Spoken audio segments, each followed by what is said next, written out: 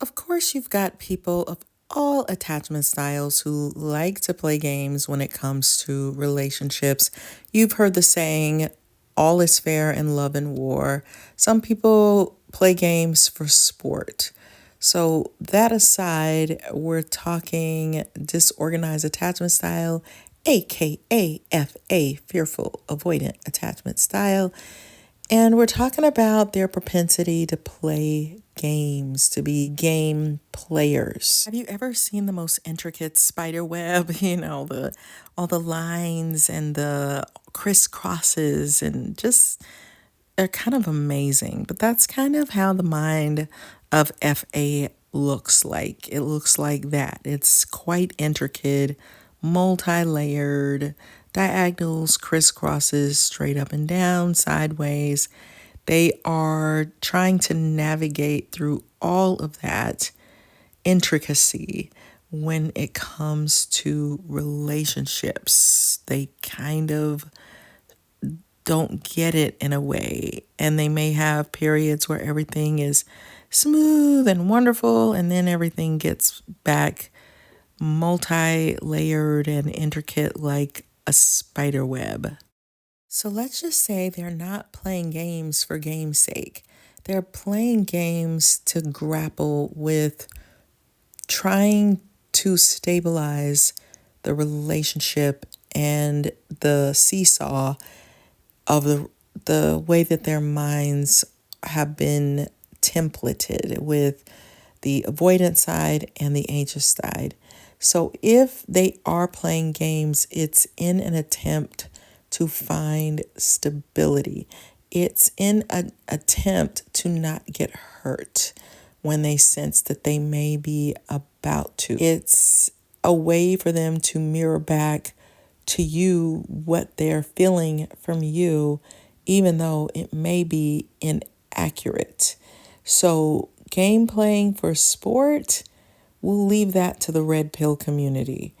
We're not talking about that. If they engage in game playing, it may be because they sense that you're game playing and they also want to be the first one out. So if they're sensing you pulling back, they're sensing you trying to shut things down, they're sensing you feeling like you're about to run, then they may make some gameplay moves to try to reel you back in, or so that they don't get gotten. Because it's kind of like, okay, you want to play? I'll play. Do you really want to play with me? Okay, I'll show you what that looks like.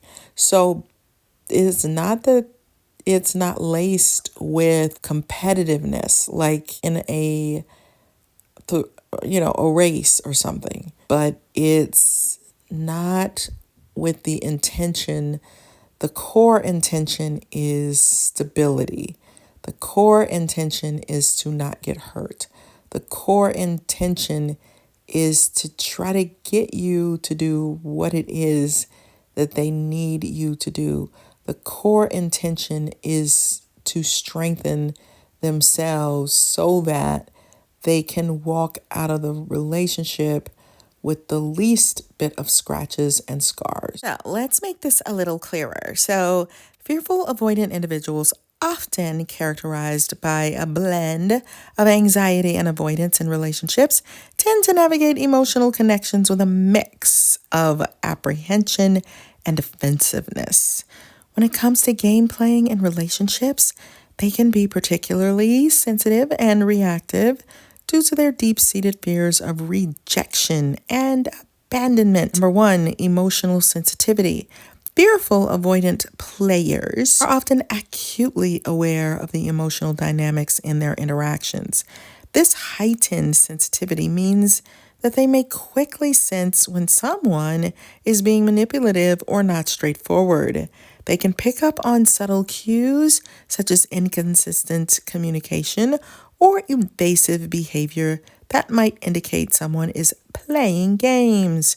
Number 2, fear and distrust. Their past experiences may lead them to approach relationships with caution. When they detect game playing, It can trigger their fears of being hurt, leading them to withdraw or become defensive. They might doubt the intentions of others and question the authenticity of the connection, which can exacerbate their feelings of anxiety. 3. Defensive mechanisms. In response to perceived game playing, fearful avoidant individuals may resort to various coping strategies. These might include emotional withdrawal, overthinking, or seeking reassurance from their partner. They might also engage in self-protective behaviors, such as avoiding vulnerability or shutting down conversations that feel manipulative. 4. Communication challenges. While they may sense when games are being played, their fear of confrontation can make it difficult for them to address the issues directly. Instead of expressing their feelings, they might internalize their concerns, leading to unresolved tension in the relationship. 5. Desire for authenticity. Despite their fears, fearful avoidant individuals often long for genuine connections. They may yearn for partners who are honest and straightforward, as this can help alleviate their anxiety and build trust. When they encounter someone who is sincere, it can create a safe space for them to engage more openly. So, fearful avoidant game players are often very attuned to the dynamics in their relationships. So, while they may sense when someone is playing games, their response is typically influenced by their fears and past experiences. To foster a healthier relationship, it's essential for partners to communicate openly and create an environment of trust and authenticity. And I think, honestly, FAs are big on trust and authenticity. They want to get as close to their true selves when they're relating to you as they possibly can. Otherwise, it feels fake, and they're trying to find truth. So they also need someone that they can trust. If you want to zigzag them all over the place or drive yourself nuts, then try to create a game playing environment where everything is in unstable and they can't trust you. That is not what they want. They want stable. They want someone that they can trust and rely on. And playing games, I don't care what your whatever is, game playing is out the window. Now, of course, there's game playing going on everywhere, but I think in this era, we are all trying to get to a healthier place in relationships. The birth rates are way down, so we need to get them back up. And the key to that is everyone trying to get to a place of a healthy, wholesome, happy relationship. Not one that is laced with game playing. That is so old school. That is not the cool thing to do, even though there are people who are doing it. But we got to shut that down. And it might take work, but it's worth it to develop healthy relationships. And one of my attempts to create healthy relationships was by writing my book, Flip the Script on Love. As a disorganized attachment, you're constantly, you know there's something lacking. You know there's something missing. And I try to connect the dots in that book for those of us who feel kind of unstable in love. And if you are dealing with a narcissist, check out the Workplace NaRCISSiST, because I'm going to explain to you the nuances of narcissism.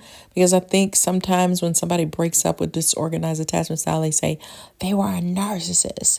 And that is not the case. So you need to understand who you're dealing with.